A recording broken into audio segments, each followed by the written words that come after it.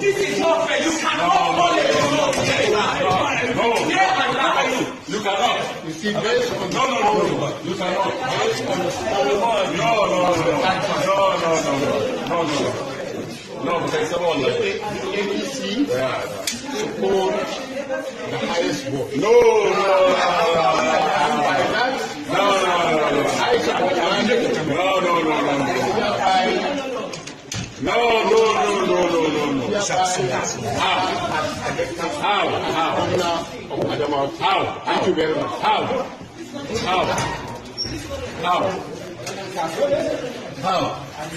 Welcome to Nation's Voice Tower. This is another episode of What is Trending. There has been an alleged occurrence of electoral irregularities and rigging in the just concluded gubernatorial elections in Adamawa State, northeastern Nigeria.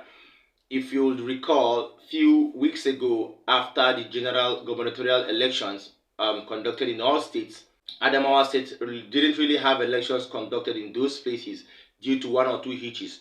Thus, the Independent National Electoral Commission postponed elections in Adamawa State till 15th of April. Now, forward to 15th of April, elections were conducted in few local governments, though, according to reports, and then voters were counted. During the collation process, the Resident Electoral Commissioner, REC, of Adamawa State couldn't really wait for collation to take place, according to reports, and he went in to announce the gubernatorial candidate of the APC, Senator Aisha Binani, as winner of Adamawa State gubernatorial elections. This was so wrong. Before we go further, I will allow you to watch this REC, that is the Resident Election Commissioner, while he was announcing the controversial results of the Adamawa State gubernatorial elections. When we're back, we'll talk more. Other players, like the returning officers should be here. No, let's we are not the returning officers, so there's no way. Why are you announcing the results? With all due respect. You with all due respect. The returning officer. No, you're not the returning officer. officer. The returning officer is not here. Why are you I not the expect returning that you do this. No, you're not the returning officer. Why are you doing that? So please. No. Our bosses are here. You are not the returning officer. Please. No. Please. No, you're not the returning officer. When you're the returning officer, you cannot. Let's hear Almighty God. Let's hear Almighty God. Let's hear Almighty God, please. I respect you as a father. You cannot. I respect you as a father. Please don't do this. You cannot do this. Please, as a father. You are not the returning officer. You are not the returning officer. When you're the returning officer, by law. Oh no! Oh! You are not the returning officer. I plead with you with all due respect. Don't do this. Please don't do this. Fear God. You are not the returning You are officer. fasting. You are fasting, and Almighty You are not the returning Allah, officer. Almighty Allah is watching you. You are not the returning officer. You cannot be returning the result. Almighty Allah is watching you. You cannot be. Fear Allah. You cannot. Fear Allah. You cannot. It's unfair. There's nothing at home. There's nothing you cannot do. Fear Allah. They cannot return. What are you saying? And this is Allah. Yeah, you saying. You cannot. No. And this is Allah. No. No. Let's get go. There is a God. No. There's nothing like It's that. not fair. It's not fair. No. You are not. No. It's not. This is not fair. You cannot call it a result. No. Fear Allah. You cannot. You see, based on No. You cannot. based on the story No, because someone like No, because someone like the APC support the highest vote. No.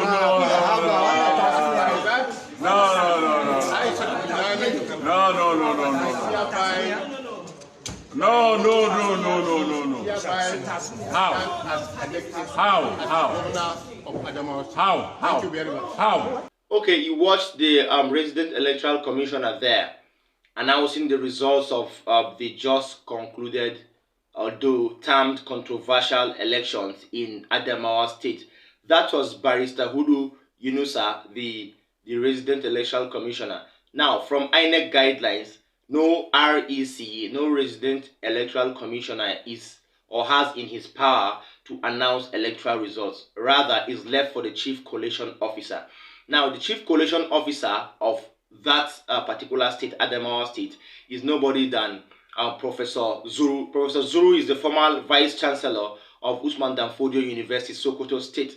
And instead of allowing him to do his job, youths or few thugs or political thugs in the state, who were alleged to be members or supporters of the APC, were laid the collation officer on his way to the election or the collation center and beat him ruthlessly. As you can see on your screen there, obscure scenes to be recorded, but that didn't stop him from saying the truth. He went further to try to stop the coalition process and the declaration of Aisha Binani as the governor-elect of Adamawa State. And the PDP, talking about the ruling party of that same state, couldn't keep their lips down. They couldn't keep their grievances down. Their spokesperson came on air to kind of elaborate what has been going on, and he alleged that a whooping sum of 2 billion naira bribe was given to the resident electoral commissioner in order to kind of tweak or doctor the election results. Watch the PDP spokesperson make comments on this particular controversial declaration of Senator Aisha Binani as governor-elect. We have received confessional reports that the Adamawa State Rec was allegedly compromised with the sum of 2 billion naira to subvert the election. Clearly won the election. Our party therefore demands that INEC should, without further delay, announce the result as already collated from the polling units and declare Governor Fintri as winner.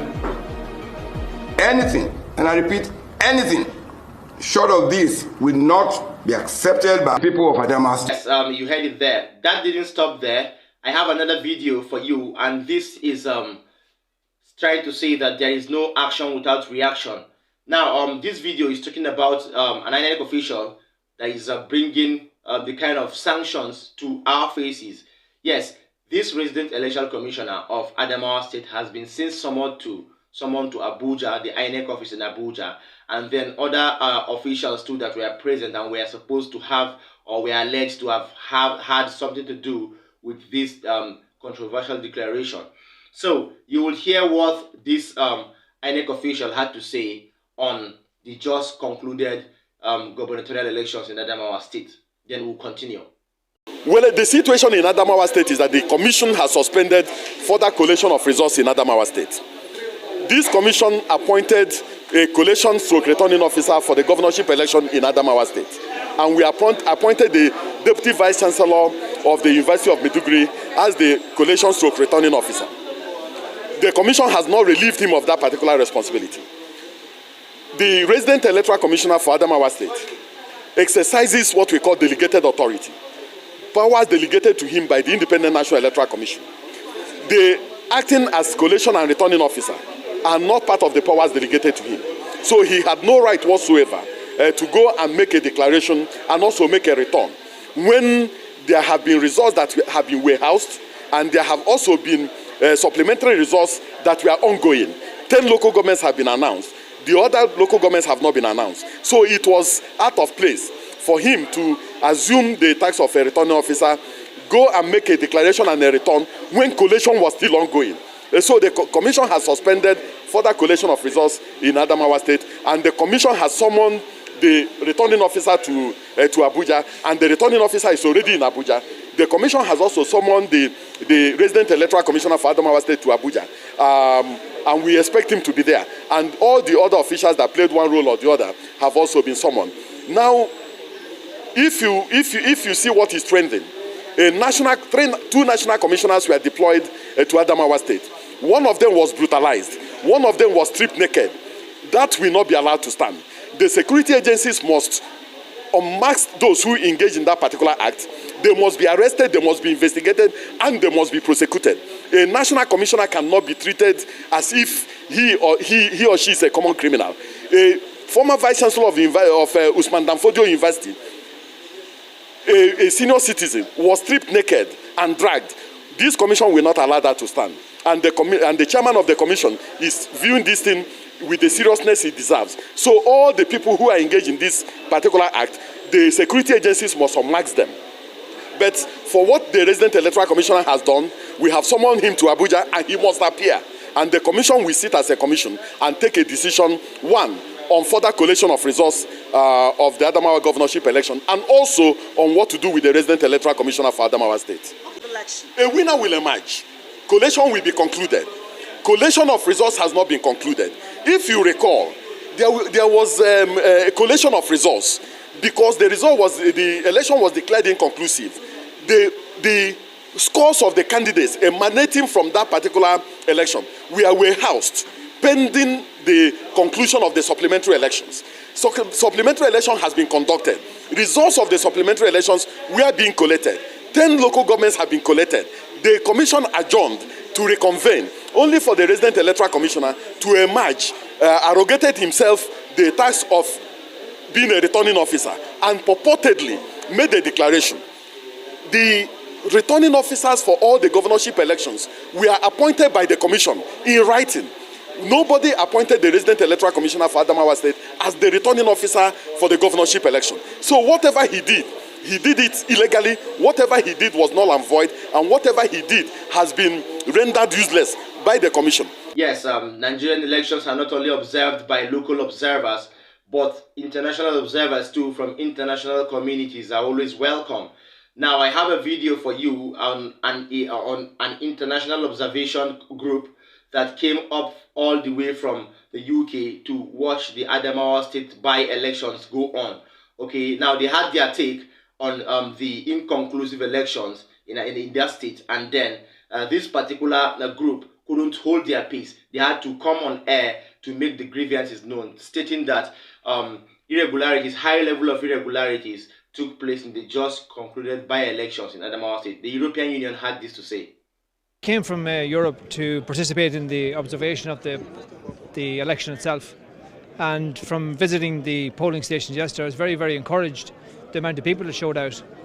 And then at the count process last night, when I left, I was informed that we resume in the morning at 11 o'clock. And then this morning to find out that something had derailed that scheduled process at 9 o'clock was devastating, to say the least. The count was very transparent. It was going very, very well. And I think that the last 10 local governments should be completed to finish off and get the true result of the election itself for the people, if nothing else. Okay. I think, in fairness, it'll cast a light, it'll shine a light, I think, internationally across how politics are ran in Nigeria in local terms. It doesn't matter if it's ground roots. Here we are today having this discussion when we shouldn't be. It's a very transparent, I think, process that you have going.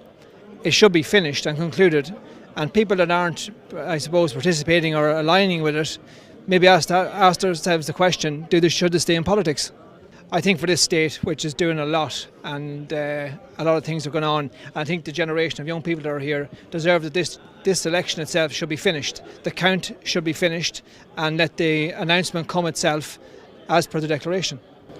You've heard it all there from all parties, and it's now evident that Senator Aisha Binani has been announced, or was controversially announced, the governor-elect of Adamawa State under the APC, which is wrong. This is wrong because various officers of the INEC came up to say that the collation process was incomplete or inconclusive prior to the announcement of Binani as governor-elect. It is left to see if they would face the music or not. That means there are some sort of background plays that took place before the collation process began.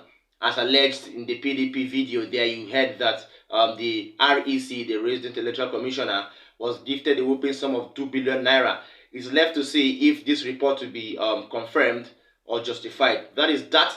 I have another update for you on insurgency now and insecurity. Far away Kaduna State, there have been reportedly different killings in Kaduna State, preferably in Zango Katab local government area, Runji village to be precise. Over time, the people of Runji village have cried out to the government over attacks from supposed or alleged bandits or herdsmen. And recently, talking about yesterday, there were ranging deaths or killings of people ranging to 33 persons, and burning of houses ranging to up to 40 residential houses burnt down in Runji village in Zango Katab local government, to be precise. I have a video for you. Watch it. When we come back, we'll talk.